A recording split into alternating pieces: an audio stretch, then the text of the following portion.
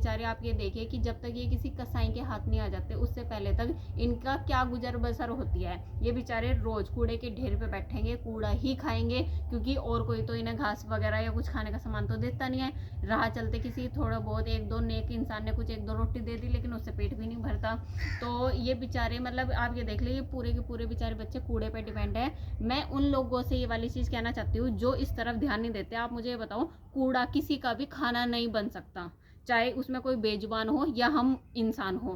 कूड़ा किसी का खाना नहीं है, नहीं है। और अगर कूड़ा इतना ही पौष्टिक आहार है ना, तो फिर इंसान इतनी मेहनत मजदूरी क्यों कर रहा।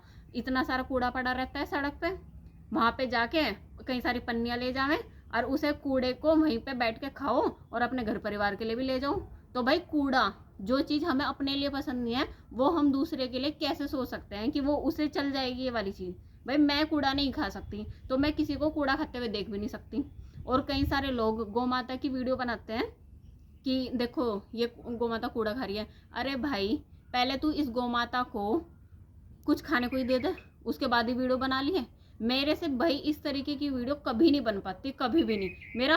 मेरे हाथ में से मतलब फ़ोन ही नहीं खुलता इस सब की वीडियो बनाने के लिए कि मैं गौ माता की कंडीशन दिखाऊं पहले कि भाई देखो जी गौ माता कूड़ा खा रही है। ना ना ना भाई, पहले तो मैं उसके लिए कुछ खाने पीने का इंतजाम करूं, उसके बाद मैं पूरी सिचुएशन दिखाऊं कि देखो ये बेचारी गौ माता कूड़े के ढेर पर बैठी हुई थी, अब मैंने इसे थोड़ा बहुत खाने को दिया है। भाई हम वीडियो बनाने से काम नहीं चलता। हमें अगर कोई चेंज लाने है ना तो शुरुआत हमें खुद से करनी होगी। मेरी शुरुआत है और मेरी पूरी पूरी कोशिश है गौ माता को बचाने की। तो अगर किसी को ये वाली चीज़ लगती हो कि ये सब चीज़ें जो मैं कर रही हूँ ये सिर्फ एक ढोंग है, असली में मैं कोई गौ सेवक नहीं हूँ, तो बिल्कुल आप मेरी गौशाला में हेल्प बिल्कुल मत दें। आप इतना ही कर लीजिए। और इस सब के लिए ना मेरी हाथ जोड़ के विनती आपसे कि आप अपने घर के आसपास देखिए कि कौन बेसहारा गौ माता या नंदी आपके घर के आसपास है या आपके ऑफिस प्लेस के आसपास है, आप उसे खाना दे दो। अब इसमें तो कोई मैं बिजनेस नहीं कर लूंगी ना, वो तो आप खुद अपने हाथ से उसे दे रहे हो, थोड़ा बहुत पुण्य मुझे लग जाएगा। और हालांकि मैं आपको ये वाली चीज़ के लिए गाइड इसलिए भी नहीं कर रही कि मुझे पुण्य मिल जाए। मेरा सिर्फ और सिर्फ एक ही मकसद है कि गौ माता को बचाया जाए, उन्हें अच्छा अच्छा खाना पीना मिले और ये बेचारी बेसहारा गौ माता ये कटने से बच जाए। हम अपने दूध के लालच में इन्हें पैदा करवाते हैं, चाहे उसमें कोई नंदी पैदा हो गया या फिर कोई बच्चा पैदा होगी, और फिर उसके बाद उस नंदी को भी बाहर सड़क पे छोड़ देते हैं, और जब वो गौ माता दूध देने लायक नहीं होती उसके बाद उसे भी सड़क पे छोड़ देते हैं। तो आप ये वाली चीज़ देखिए कि भाई इस तरीके से तो वो इंसान एक दिन अपने बूढ़े माता पिता को भी घर से बाहर निकाल सकता है, क्योंकि सोच तो सोच ही होती है।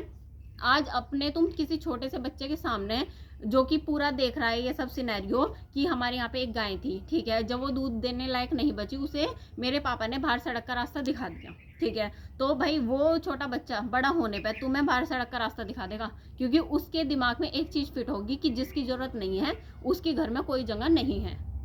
जब तुम जैसे हरामखोर इंसानों ने ये गौ माता को बाहर सड़क पे छोड़ के ना गौशाला बनने की पूरी की पूरी मजबूरी पैदा कर दी ना। गौशाला गौ माता के लिए वृद्धाश्रम है और किसी छोटे नंदी के लिए अनाथ आश्रम है।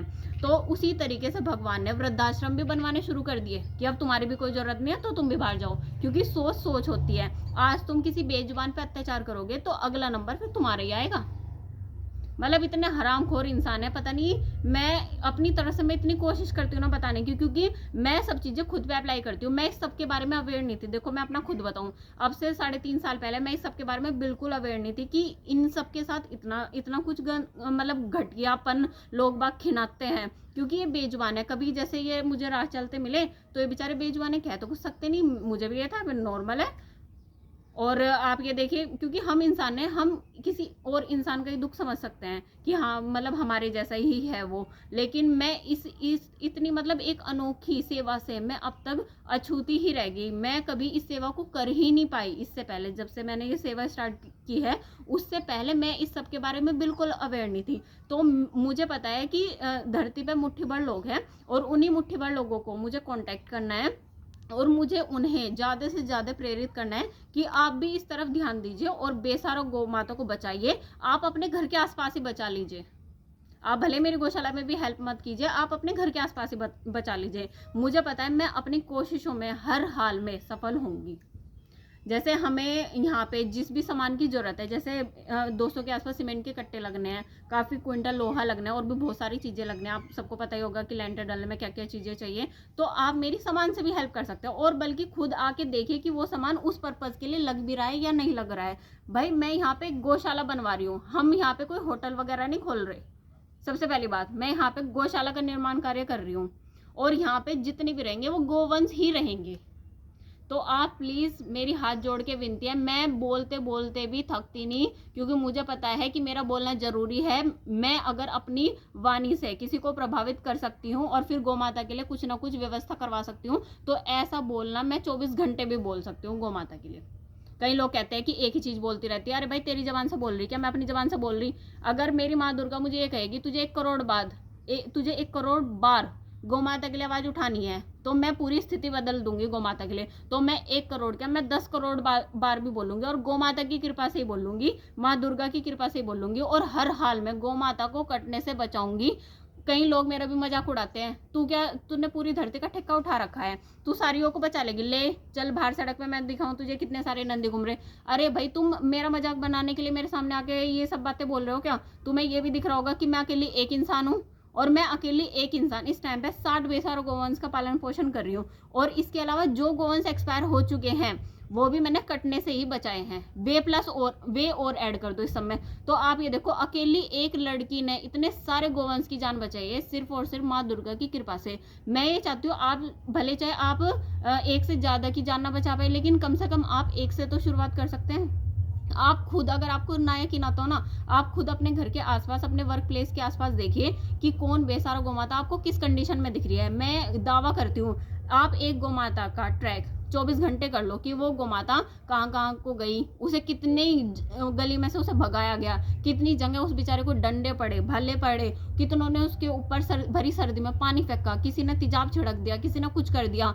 आप एक गोमाता को या एक नंदी को पूरे 24 घंटे ट्रैक करो कि वो बेचारा कब कौन सी गली में गया। आपको उसकी दयनीय स्थिति का तभी पता चल जाएगा कि इनकी कंडीशन कितनी ज़्यादा खराब कर रखी लोग बागों ने, और फिर वही लोग बाग ठहलोटा मंदिर में चले जाते हैं। इतनी कंडीशन खराब कर रखी है, बहुत ज़्यादा कंडीशन खराब कर रखी है। अगर आज गौ माता कट रही है तो हम अपने लिए ये वाली चीज़ सोचे कि गौ माता ही तो कट रही है, हमारे घर का क्या जा रहा है या हमारा क्या जा रहा है, कोई बात नहीं, इसे हो लेने दो। तो ये सोच, इस सोच से भाई तुम कभी अपनी ज़िंदगी सफल नहीं बना सकते। आज गौ माता कट रही है, कल को हमारी भी बारी है कटने की। तो अपने लिए काम वो करो, मतलब दूसरों के लिए काम वो करो जो अपने ऊपर भी अगर वो अप्लाई होने लगे तो हमें कोई दिक्कत ना हो। आज गोमाता कट रही है तो उन्हें उनके हाल पे छोड़ के हम अपना जीवन नहीं जी सकते। कल को हमारी भी बारी है, जो हमें अपने लिए चाहिए वो हमें दूसरे के साथ करना चाहिए। धन्यवाद।